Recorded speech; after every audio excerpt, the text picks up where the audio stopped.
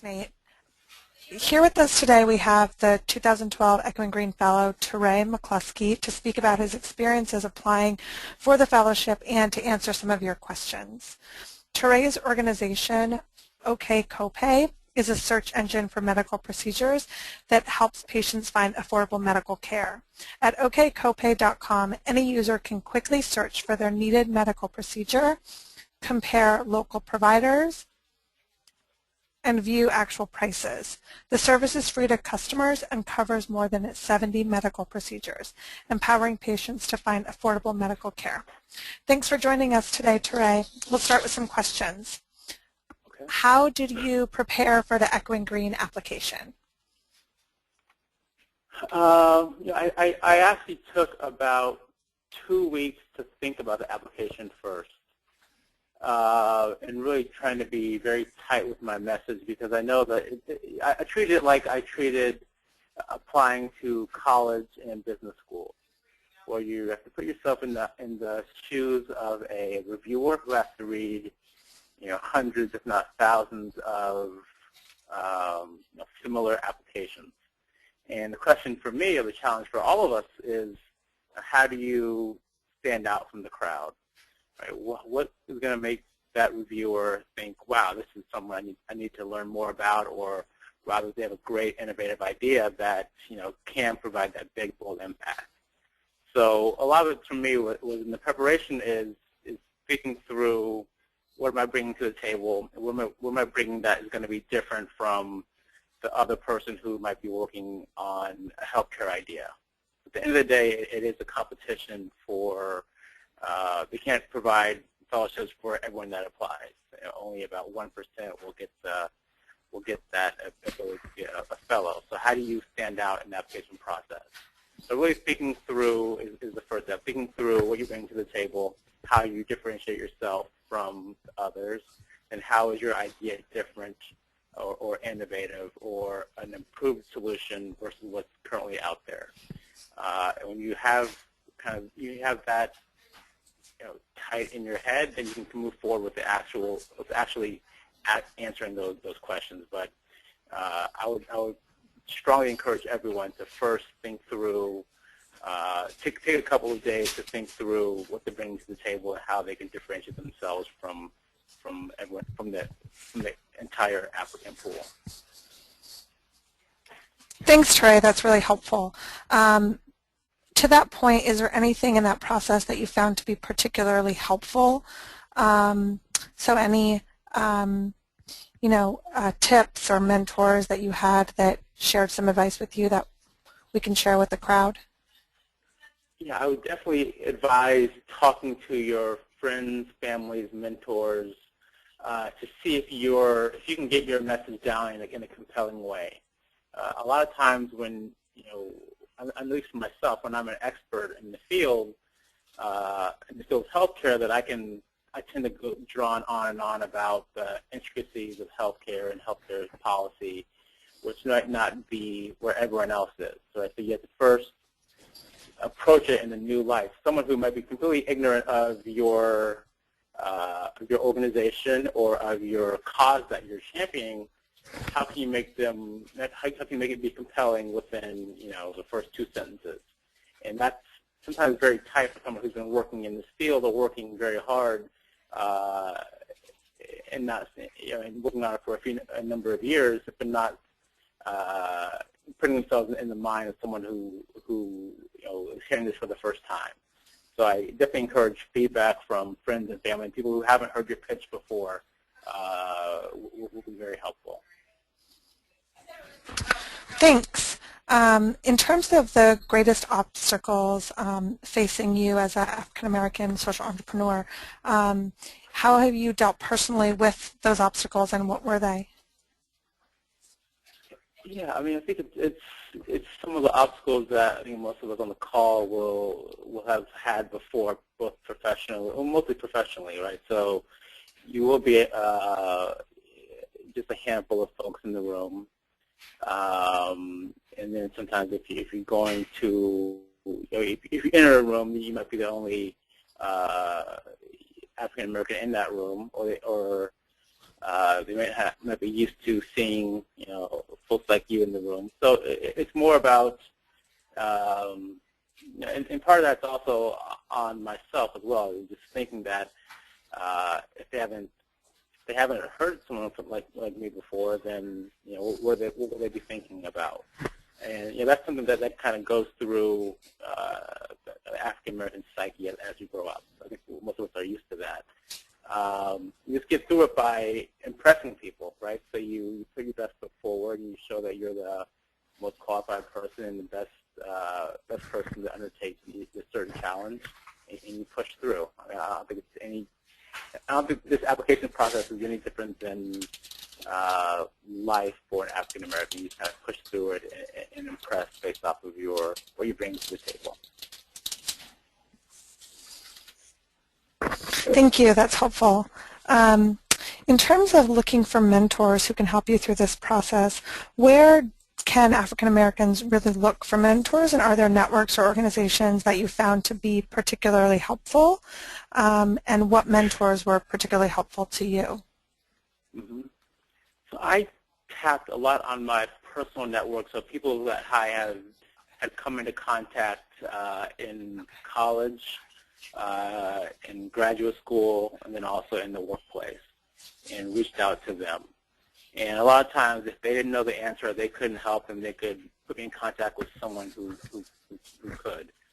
So I didn't really tap any formal networks of African American social entrepreneurs or African American entrepreneurs, but I used my immediate network and had them reach out when necessary to put me in touch with people who did have a certain expertise.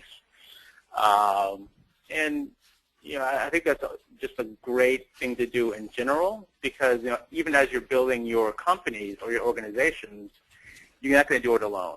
You're going to need help from a number of people.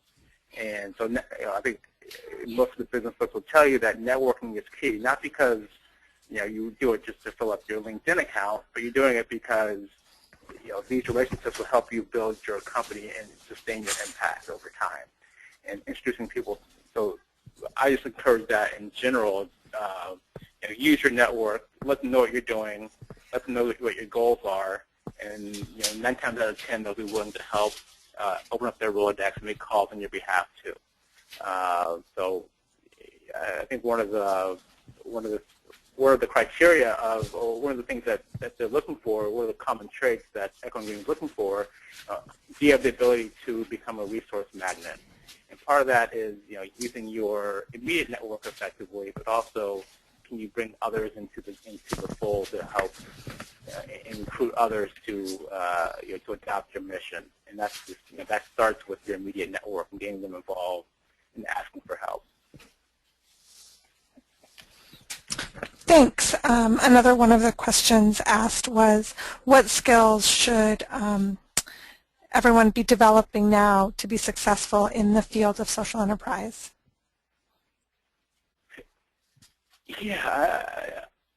I think the most important skill to have as any type of entrepreneur is the ability to sell, right? The ability to sell your idea, because you're doing it every day, whether you're selling it to potential donors, whether you're selling the idea to potential clients, whether you're selling your idea to potential employees. The ability to sell and persuade and get people behind your current mission is what you're going to do day in, day out as an entrepreneur. So I really strongly encourage you build up your skill set around persuasion. Both giving presentations, but also marketing language, mission statements, things like that can really help you develop that skill set. That's going to be very important to do. Thanks. I think that's really helpful. So moving on to talk a little bit about OKCopay, one of the questions we just received was about how far along the organization was when you applied for Echo & Green funding. Can you talk a little bit about the trajectory of OKCopay and where you found your earliest rounds of funding? Yeah. So I was very early stage. I'd been thinking about the idea of OKCopay for about a year prior, and I had incorporated OKCopay in July of last year. And I applied in November, December. So I had been going as a full-time concern just for about 3-4 months before I started the application process. And I think that's what I think that's the sweet spot for Echoing Green. It's really seed capital to get your idea going and to push your idea further. So I think most of the people in my cohort were in the same category. Some had just an idea, and some, I think maybe at the max for maybe a year and a half or so, I think. But I was about 4 or 5 months in when I applied to Echoing Green. I hadn't had any funding at all. Echoing Green was my first funder. I had been bootstrapping up until that point. And that's kind of what the goal is. They're not trying to fund your entire project, but they want to provide you seed capital or enough capital to get you started to see if you can build this thing. And then the onus is on you to acquire more funding in the future. But Echoing Green is really looking for big, bold, impact ideas, and can they move your idea to the next level? So I encourage you, if you just have an idea or if you're early stage, that's what they're looking for. That's a great segue into talking a little bit about the fellowship itself. What do you wish you knew before starting your fellowship? Starting the fellowship? That's a good question. Yeah, starting the process of engagement with Echoing Green and becoming a fellow. Is there something that anyone had given you advice about, or had said, you really should do this as a fellow, or you should take advantage of that? Yeah, I mean, I think I applied because of the money. To be honest with you, I applied because of the $80,000 that I would be receiving from Echoing Green, which helped me get the business started. But beyond that, the true value of Echoing Green is the network. And I wish I would have known, basically how deep and how far the network goes. And it's almost one of the best, one of the best kept secrets of the fellowship is that, they can reach almost anybody that you want to reach in the world, right? So anyone who can help you, further your mission, they know someone, or they can get in touch with that person fairly easily, because the network is vast and it's amazingly impressive. I wish I would have known just more about that who was Echoing Green Fellow and what kind of worlds they live in would have been helpful.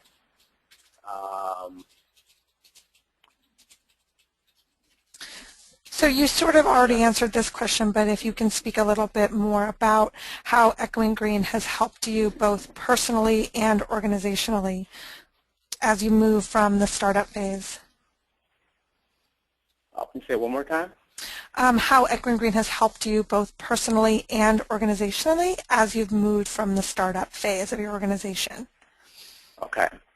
Well, personally, they have provided me with a number of training opportunities. And then at our Fellows Conference, we took a week to think strategically about OKCopay and what's the path forward, right? What's the best business model, what's the most sustainable business model that we can have to become an ongoing concern. And that is, for someone like me who's a solo entrepreneur, that's invaluable, because day to day I'm going from task to task to task, and it's very hard to think strategically when you're in charge of everything. So that week-long dedication to thinking strategically about the business is amazingly invaluable. Echoing Green also allowed me, or made, I'd probably say 6 high-powered introductions in the first 3 months. People who I've partnered with and are having ongoing discussions with about distribution of OKCopay, as well as potential funders of OKCopay as well, so equity investors. and that's come along through Echo and Green. And then beyond that, just being an Echo and Green Fellow gives you, peripheral advantages too. Like if you have that by your name, then that gives you a stamp of approval, and it helps you open up doors when you have that at the bottom of your email that you're an Echo and Green Fellow. So it opens up doors. It gives you the ability to think strategically, and it gives you, a lot of smart people working on your business idea to help you, create the best business model and the best path forward. It's been truly amazing. Great, thank you. Turning back to the Echo and Green application process, we have a couple of questions that related to the application process, and then any additional advice you can give. So the first question is, how did you choose your letters of recommendation, and how did you approach your potential recommenders? How did I choose my, that's a good question. I actually had, so one was a friend who I've known in a professional setting for a long, long time. So I knew that he could speak more about my passion for healthcare better than anyone else. And that was pretty powerful. And the second person was kind of an authority in healthcare as well. So they could speak about the idea and its actual impact on the bold impact it could have on healthcare, right? So if you want to think strategically about, okay, who knows you best, and do you want to emphasize your passion, or do you want to emphasize the idea that you're bringing to the table? Making sure that you have both, that your application reflects both, is really what I think the reviewers are looking for. And what was the second part of that question? How did you approach them with the request? Yeah, so it wasn't anything too strategic. Basically, I just told them where I was going. They knew the project that I was working on, and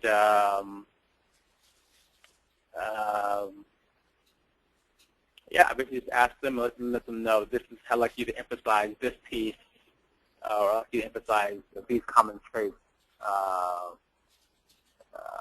in the application and their response. That's much how I did it. So it's very similar to what you do with a college application as well.